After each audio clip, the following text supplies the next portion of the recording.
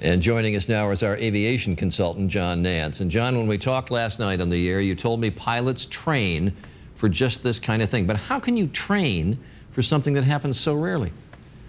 Well, Charlie, it's hard to explain, but these things are partly instinctive and part a matter of understanding the normal sequence that the manufacturers tell you to follow. And we went out and found a simulator company, one of the few in the country that would help us explain this, to set this up. Now, the sequence we're going to show you is a bit compressed, but they did not have much time.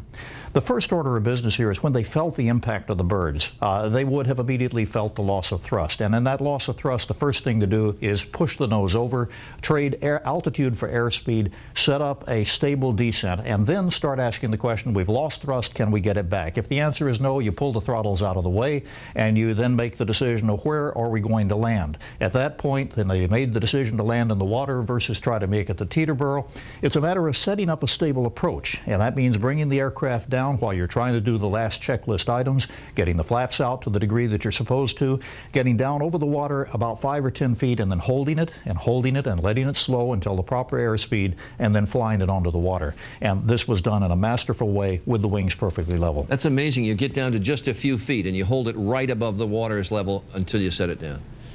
That's right, and that's in a ground effect, so it helps you with a little bit of an air cushion, but that's what you want to do because you want to raise that nose up and set it down on the engines and the tail. And John, I'm fascinated the engines got sheared off. I can't imagine that you could shear off engines without damaging the wings.